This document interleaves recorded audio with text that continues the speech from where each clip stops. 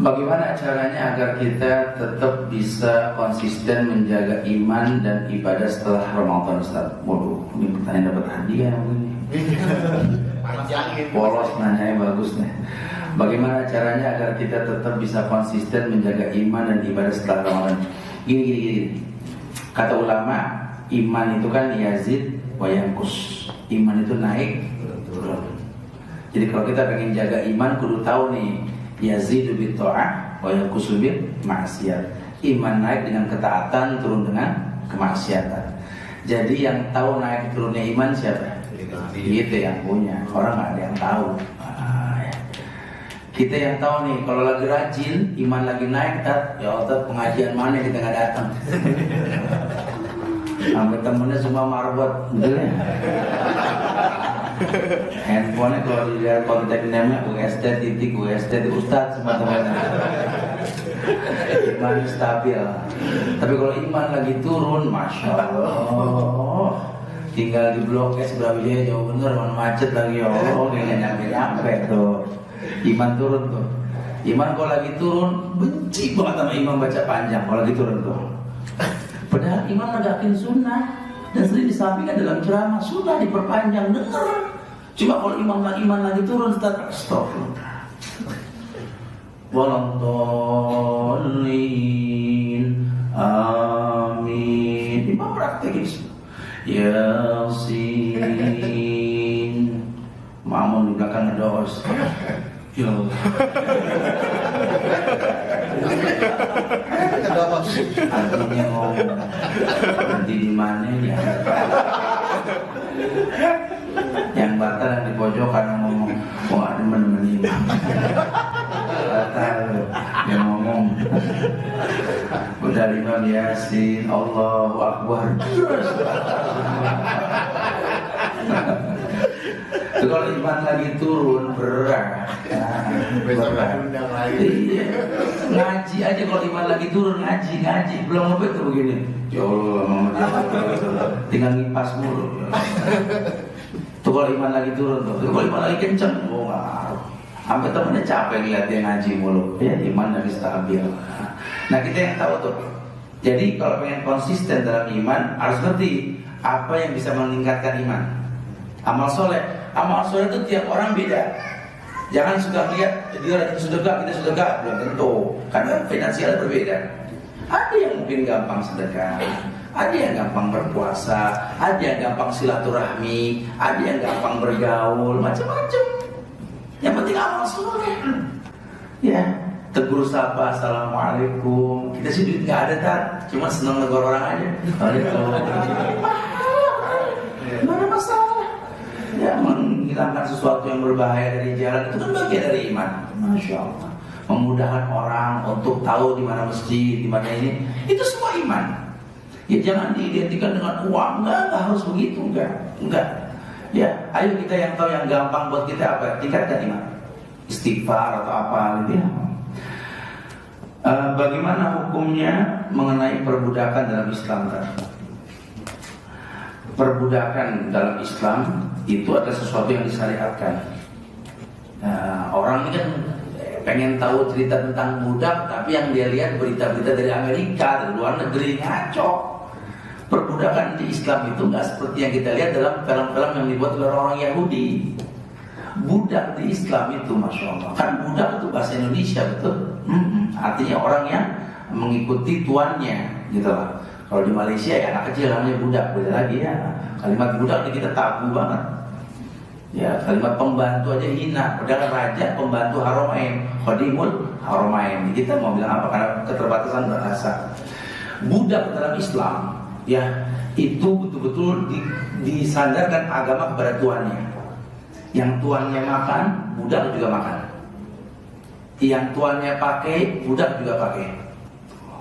Sehingga budak itu mulia di Islam.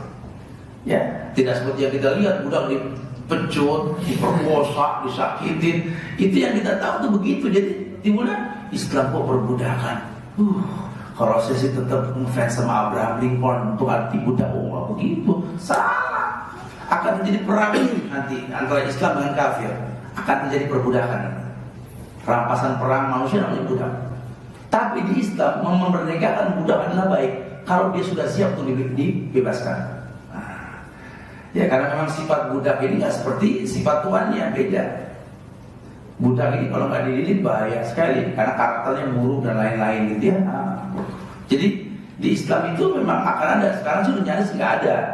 Tapi kelak nanti akan terjadi. Karena kalau nggak ada sistem perbudakan ini, bagaimana menerapkan hukum sama orang kafir yang kita rampas dalam perang? Itu perbudakan. Budak bukan pembantu, bukan pegawai, salah. Ya, jangan disamakan dengan pembantu, pegawai beda. Kalau itu pekerja amil beda lagi nanti ya. Karena boleh buka aurat depan budak, betul. Karena dia bukan pembantu. Tapi depan pembantu kita nggak boleh buka aurat, diharamkan hukumnya. Dan lainnya. Bagaimana cara taubatnya kita yang sering berzina di Indonesia ini, Ustaz? Dihentikan perzinahan.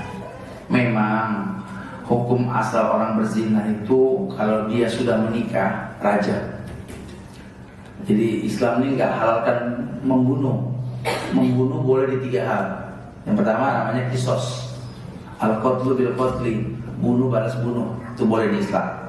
Yang kedua as-sayyibu zani, orang yang sudah menikah berzina, namanya rajam sampai mati.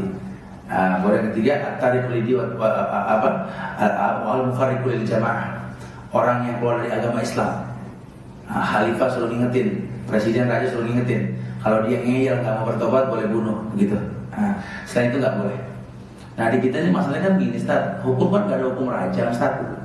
Gimana nih kita bertobatnya, Ustaz? Ya bertobat. Tidak bertobat kita mohon ampun sama Allah, itu nggak mengulang menangis dosa di masa lalu. Terus yang nanggung dosanya siapa? Pemimpin. Makanya kalau ada kajian sebelum pemilihan presiden ya, tentang masalah ini, bisa banyak yang mundur presiden. Sunnah dosa orang-orang yang berzina karena nggak menerapkan hukum raja di Indonesia. Tapi jangan jadi haji mumpung di Indonesia deh, sering-sering gitu. Allah nggak tetap ada hukumnya nanti ya. Kalau untuk kita nggak tahu, mau bilang apa? Nggak ada hukum buat orang yang nggak tahu kan, sampai dia tahu. Makanya kalau sudah tahu sudah jangan, ya jangan. Ngapain bikin dosa? Asal menikah. Gampang kok, tinggal datang kita nazar, kita taruh, kita khidbah. Iya boleh. Kalau rejam zuat, ngapain zina? Maksiat yang ada. Zuat memang sudah di sebuah bagian kan. Ya masyarakat sabar. Manis tata minggum al-bafal itu zuat. Gampang kok. Dan memang di Islam dianjurkan untuk melakukan pernikahan. Assalamualaikum. Konsep i'tikaf yang ideal Rasulullah seperti apa, Ustaz? Ya, Nabi itu melakukan i'tikaf 10 hari, bahkan lebih. 10 hari bahkan lebih. Dari hayatnya beliau lebih melakukannya. Sampai-sampai beliau nggak keluar dari masjid.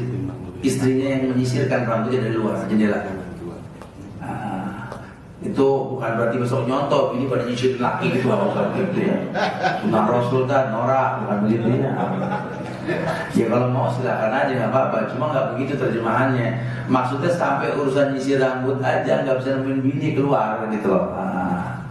Ya Nabi itu full di masjid, memindahkan semua aktivitas di masjid. Ya biasa di rumah kita lagi ngaji, anak menteriak, ada yang manggil, nggak konsen di masjid ya. Insya Allah kalau di masjid kita lebih khusyuk. Ada pembimbingnya. Biasa kalau kita sih di Bogor tuh ada kajiannya rutinnya, pada subuh, duha, kajian menjelang buka, kemudian terawih, kemudian ada nasihat sebelah terawih, macam-macam lah. Itu dibimbing. Yang mau ngapalin Quran ada guru hafalan Qurannya yang mau jadi dibimbing. Lebih konsentrasi lah insya Allah, meninggalkan 10 hari terakhir itu ya dengan hal yang tidak penting. Jadi idealnya seperti itu 10 hari minimal ya. Tapi ulama berijtihad karena kondisi negeri kita ini nggak seperti itu, kita nggak bisa full free 10 hari. Fattaqullaha mastata'tum, bertakwalah semampunya. Ya, wajib pagi sampai sore, malamnya sunnah i'tikaf. Seandainya kita mau pergi ke masjid pada isya dan kembali ke rumah saat syuruk, apakah terhitung i'tikaf? Terhitung. Dikembalikan ke Allah pahalanya. Wallahu a'lam bishawab. Ustaz, bagaimana hukum dan pertimbangan Ustaz jika seorang menjalankan ibadah dan menjalankan perintah-perintah Allah, tapi di sisi lain dia juga melaksanakan maksiat, contohnya berzina. Mohon penjelasan Ustaz. Iya, apa ya? Manusia ini tetap nggak maksum. Manusia tetap nggak maksum. Kita jangan salah persepsi juga. Setelah saya ngaji Ustaz, setelah saya sholat, alhamdulillah Ustaz, udah 2 minggu nih anak ngaji, sholat, masya Allah Ustaz, dan udah 2 minggu ini anak nggak berdosa Ustaz. Siapa orang nggak berdosa 2 minggu? Orang itu tetap berbuat dosa. Dibilang walaupun dia penghafal Quran, penghafal hadis, ulama, tetap dosa, tetap berbuat dosa. Ya bukan berarti boleh dia berdosa, bukan. Tetap dosa manusia, hukum asal manusia. Kullu bani Adam khata. Setiap anak Adam pasti berbuat salah. Tapi kalau sampai dosa yang fatal zina tadi, cari solusi. Apa yang membuat dia berzina apa? Nggak berani nikah atau kecewa dengan istri di rumah, ceraikan, cari yang baru. Jangan halalkan yang diharamkan, jangan. Wasaat masiro, seburuk-buruk perbuatan itu zina. Jangan. Ya, dulu pernah ada datang seorang pemuda ke Rasul, ya Rasulullah, izinkan aku berzina ya Rasulullah. Kata Nabi, "Sholaita ya akhi, udah sholat belum?" "Lama, salli." Suruh sholat dulu. Habis sholat datang lagi ya Rasulullah, izinin zina. Masya Allah. Sahabat udah pengen tebas palanya, ini orang belajar Rasul nanya begitu. Tapi Rasul bilang sama dia, gimana menurut kamu kalau kakek nenekmu berzina? Malu dong sebagai cucu. Bagaimana menurutmu kalau ayah ibumu berzina? Malu sebagai anak. Kelak anak cucuku pun malu memiliki kakek dan bapak seperti kamu. Dihantam hatinya. Karena ini kita bakal panjang cerita, 7 turunan kita ke bawah, betul? Bahkan lebih. Jangan rusak nasab kita, jangan. Cuma gara-gara maksiat. Tapi bisa bertobat, bisa. Pernah dengar kan seorang perempuan yang selalu menjual diri, berzina seumur hidup, sehingga dia bertobat, orang nggak ada yang menerima tobat dia karena jijik. Istilahnya kita minum barang orang ini, pas orang maksiat takut gitu ya. Sehingga yang mau menerima kebaikan dia cuma seekor anjing yang kehausan. Dikasih minum tuh anjing dan dia sudah bertobat sama Allah. Kemudian dia meninggal. Ketika di surga ditanya apa yang membuat kau masuk surga, jelaskan bahwa ketika engkau memberikan minum seekor anjing yang kehausan. Masya Allah. Perempuan dan zina. Kalau gitu kita beli anjing aja, tapi nggak begitu. Penjelasannya bukan begitu. Nah ini Allah Ghafurur Rahim maksudnya. Asal kita mau tobat, yang rutin berbuat maksiat saja Allah ampunkan. Apalagi kita yang tergantung mood, betul ya? Masih lebih mending kan? Allah ampunkan. Cuma mungkin bertobat itu berat, mempertahankan taubat jauh lebih berat, betul? Nah, harus hijrah komunitas, hijrah lingkungan, hijrah pergaulan, ya. Karena nih kita harus cari penyebabnya. Orang berzina pasti ada sebabnya. Nah, penyebabnya itu yang dihilangkan. Gimana caranya supaya dia nggak berbuat maksiat tersebut? Wallahu a'lam. Ustaz, ana selama ini salah dalam membayar zakat. Dulu ana menganggap adanya zakat penghasilan nisab. Ana sudah mencapai sekitar lebih dari 7 tahun lalu. Apakah ana harus membayar zakat dari 7 tahun yang lalu? Iya. Jadi kalau 7 tahun belum dizakatin, ya dikali 7. Karena zakat itu kan per tahun, ya, sampai nisabnya. Jadi kalau sudah 7 tahun, ya dikalikan 7. Nah, zakat yang mesti dia keluarkan gitu. Ini kalau zakat mal. Tapi kalau zakat fitrah yang kita makan. Ini banyak kasus karena orang pada diet keto nih, diet keto yang nggak makan nasi, tapi zakatnya beras, ngaco nih orangnya. Kalau anda nggak makan nasi, makannya apa? Roti, berarti terigu atau gandum itu yang dizakatin. Ini banyak di antara kita nih nggak makan. Anda sih alhamdulillah tadi 2 tahun nih nggak makan nasi, terus gitu ya. Zakatnya apa? Ya beras, yang ngaco. Banyak yang salah. Zakat fitrah itu fungsinya mentazkiyah makanan pokok kita. Seharusnya kalau zakatnya betul seperti yang dimakan, beras nggak berbahaya. Di kita ini zakatnya beras, makanan delivery order, itu masalah. Jadi nggak sesuai. Tolong deh pahami dengan cara yang betul. Zakat fitrah itu yang kita makan. Anda nggak makan nasi, makannya apa? Permut gandum, makannya korma, atau mentega mendominasi makan Anda, mentega, keju. Ada tinggal di Maluku makan sagu, katong sagu jangan balaga keju, kan betul ya? Sagu jangan sok keju ente. Ya, Allah silakan, masya Allah. Apa perbedaan masjid dan musola? KTTS jawaban gitu. Menurun. Puji Ustaz. Aduh, aneh. Apa perbedaan masjid dan musola? Masjid isi makan di sujud, tempat sujud. Musola juga tempat sholat sama. Bedanya nggak ada sebaiknya. Di Indonesia itu ada bedanya apa? Nggak dipakai sholat Jumat. Kalau parkiran, betul ya? Sebenarnya sih nggak ada beda, cuma di kita bilangnya begitu. Kalau secara bahasa Arab nggak beda. Musola tempat sholat, masjid tempat sholat sujud, gitu ya. Cuma langgar tuh Sanskerta, tempat yang dilanggar gitu loh. Ya. Jadi kalau ini musola atau masjid? Bisa jadi kan masjid boleh. Dua-duanya boleh disebut. Ya kalau memang diniatkan masjid boleh, ada sholat Jumat juga apa di sini. Harus wakaf nggak? Iya, wakaf afdal. Yang namanya masjid memang harus milik bersama.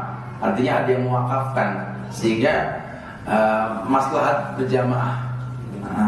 Tapi kalaupun soal itu masjid pribadi pun nggak disalahkan, asal memang kebijakan dia memperbolehkan orang untuk iktikaf dan lain-lain. Jadi nggak ada masalah. Jadi yang namanya masjid, mushola itu tempat untuk ibadah. Wallahu a'lam bishawab. Melenceng dari topik, bagaimana mengenai sholat malam berjamaah setelah taraweh dan witir? Ada beberapa masjid yang melakukan sholat malam berjamaah, sholat lail ya.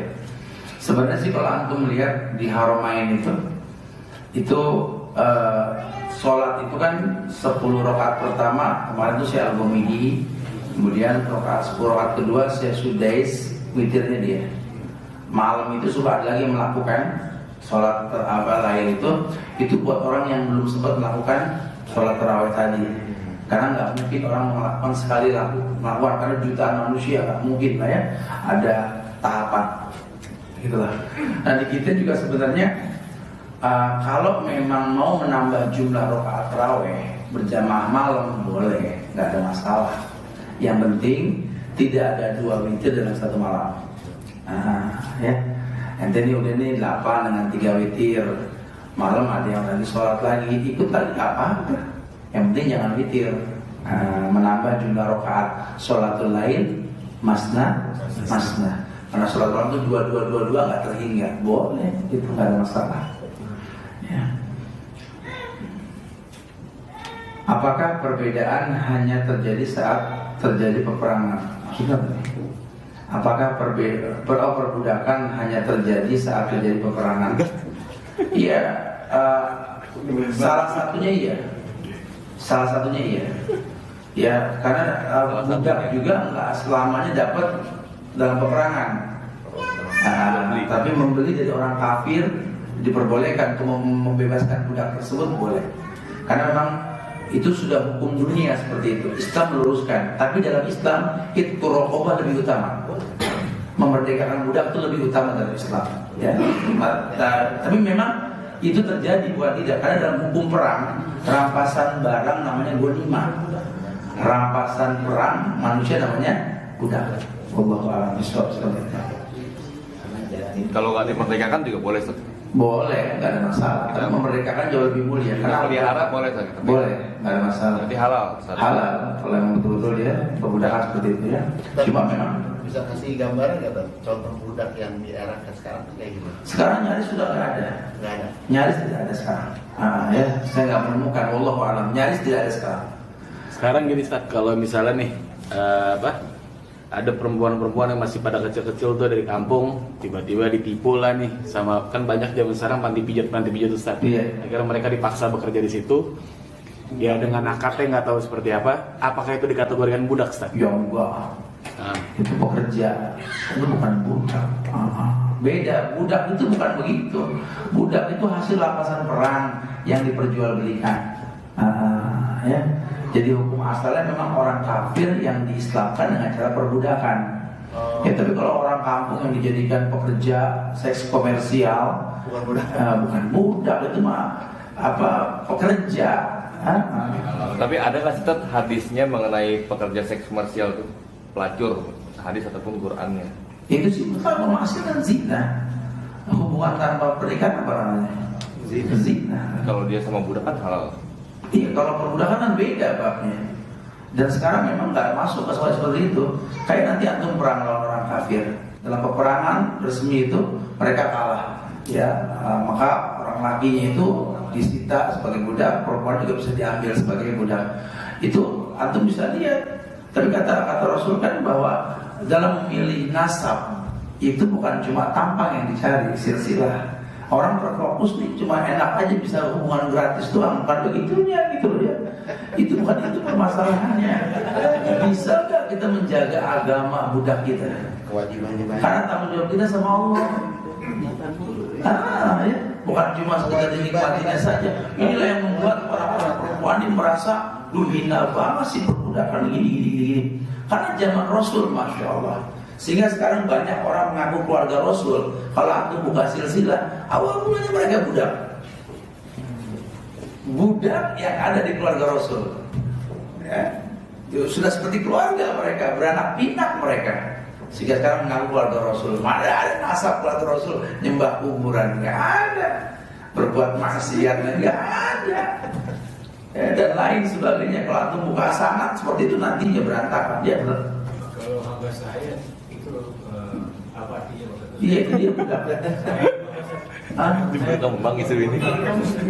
Baru berkat dengan saya karena membaca Quran tentang perbudakan. Dan kedua, dia perempuan juga membaca Al-Quran tentang perempuan Al-Mu'minun 5-7. maka dikurung dan dipukul atau apa? Kemudian cara mendefinisikan ayat ini penjelasannya gimana? Begini, makanya kalau mau membaca Quran itu harus dengan tafsiran yang betul. Inilah bahayanya orang-orang yang berpikir secara sekuler dan liberal, cuma ngotak-ngatik ayat tanpa sanad, tanpa guru. Ini letterlock. Bahkan sempat ada juga orang murtad gara-gara baca ayat yang dia nggak paham.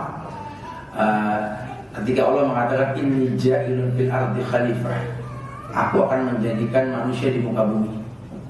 Malah jadi ini di surga Adam. Ayat ngaco nih. Tuh kan kalau kita nggak paham kan begitu. Tapi setelah kita buka tafsir, ja'ilun isim fa'il, subjek. Akulah pencipta manusia di bumi. Pencipta. Masalah mencipta di mana terserah Allah. Banyak orang yang tersesat karena itu. Dianggap Islam perbudakan, kekejaman, astagfirullahaladzim. Bahkan di Islam, ketika Nabi melihat ada di muka keledai tanda besi panas, Nabi bilang ma yaf'alu hadza 3 kali. Wa ma yaf'alu hadza, wa ma yaf'alu hadza, wallahi la'anallahu ma yaf'alu hadza. Siapa yang berbuat ini katanya? Siapa? Ada tanda bekas dicacat di muka keledai. Siapa yang berbuat ini? Demi Allah, Allah melaknat orang yang berbuat ini. Keledai saja kalau disakiti di bagian mukanya bagi perempuan. Masya Allah. Jadi kalau dibilang Islam itu memperbolehkan mukul, salah. Ini salah dalam memahami gitu loh. Ya. Nabi Allah Ayub alaihissalam ditinggalkan oleh istri dan dia mengancam saya akan pukul 100 kali dia. Ketika istrinya datang meminta maaf, dia kumpulkan lagi 100 dipukul sekali. Itu Islam. Di mana letak kekerasannya? Nggak ada. Kita cuma membahasnya Umar pedangnya mutusin 50 leher. Khalid bin Walid juga begitu. Pernah nggak dibaca sejarah bahwa Jenderal George dari Romawi, petinggi Romawi, masuk Islam sebelum terjadi perang sama Khalid? Karena melihat gaya Khalid yang betul-betul enak dilihat, lembut dalam tutur katanya, kita jarang dibahas tuh. Dibahas Islam cuma pedang, kejam, sadis, Allahu Akbar. Makanya kita lagi robah nih beberapa tahun ini kajian Islam tuh dibikin asik. Supaya orang tahu Islam itu asli, gak menegangkan gitu. Bahaya. Jangan belajar letterlock dari terjemahan tanpa ada penafsiran yang paling betul. Ya.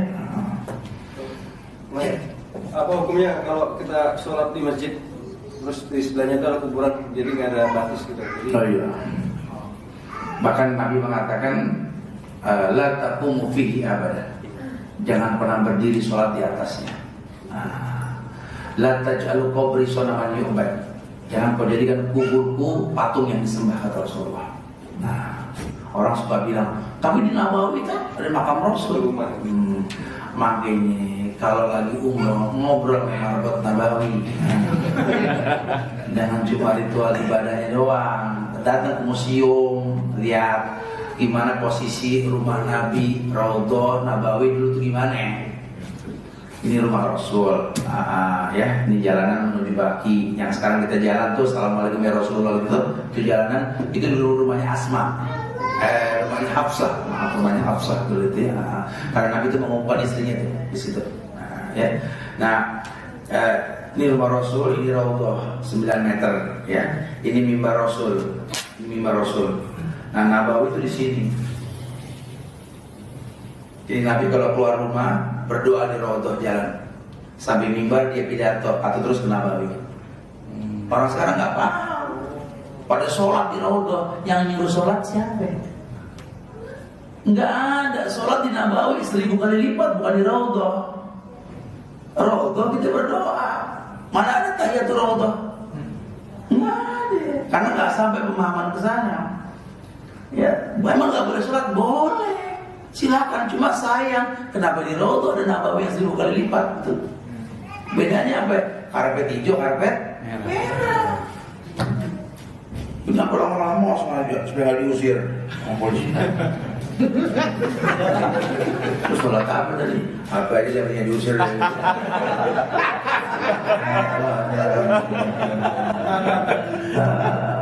Itu tuh bahaya, makanya manasik itu penting banget tuh.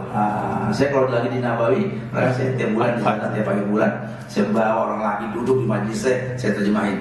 Dia tahu, ayo kenalan sama saya. Jadi berasa umrohnya gitu loh. Ini bukan cuma asal ritual gitu, itu setelah yang pandang pulang ya begitu lagi, nggak ada bekas gitu. Ya, jadi Nabi itu dikubur di rumahnya, bukan di masjid. Cuma kan perkembangan Nabawi kan sekarang 40 hektar. Ini lagi dibuat 3 kali lipatnya sekarang. Masya Allah. Kebayang ya. Nah, untuk membongkar makam Rasul nggak mungkin. Makanya kembali ke hukum asal. Nabi mengatakan la taj'alu qabri sonaman yu'bad. Tapi kan ada dibilang ini kan di samping, bukan di depan gitu. Nggak boleh. Nggak boleh. Satu tempat nggak boleh.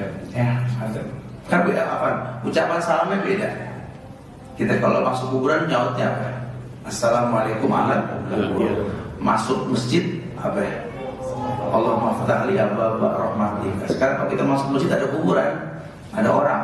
Assalamualaikum warahmatullahi wabarakatuh. Nama kamu sudah beda. Fadhal. Di Quran surat At-Taubah kan ada masjid yang didirikan oleh orang munafik untuk hancurkan. Iya. Sebenarnya itu kejadian nggak sih di zaman sekarang, dan katanya juga kalau kita Tidak mau buat gitu ya. sama itu bahwa ketika kita bertikaf di sebuah masjid yang didirikan oleh orang munafik atau yang pun tidak turun ke masjid kalau dengan sengketa dan sebagainya. Itu sih pendapat Khawarij. Bukankah di Cordova ada gereja yang dijadikan masjid? Yang bikin itu gereja siapa? Orang kafir ya. Boleh-boleh aja, yang penting nggak ada kuburan. Kan kita nggak boleh sholat di 3 tempat. Yang pertama di tempat buang hajat nggak boleh, di tempat binatang yang najis nggak boleh, ya, di tempat yang ada kuburan. Selama tempat tersebut nggak ada kuburan, nggak ada najisnya, nggak ada orang buang hajat di tengahnya, sholat nggak ada masalah. Ya, kita berhusnuzon dalam masalah itu, jangan dianggap yang enggak ya. Nah, penting itu masjid dilihat dari DKM-nya aja, manajemennya seperti apa, ya. Allahu a'lam bishawab. Foto lagi silakan. Kita punya waktu nih 10 menit, kita berdoa yuk. Nih, berdoa aja 10 menit, fokusin doa sayang, karena tempat yang mustajab untuk berdoa itu menjelang berbuka, ya. Mudah-mudahan manfaat yang disampaikan, insyaallah Allah jadikan istiqomah pada kita, insyaallah. Nah, apa hukum memelihara anjing? Karena sering dibilang malaikat tidak masuk. Iya. Kalau anjing memang untuk rumah yang nggak perlu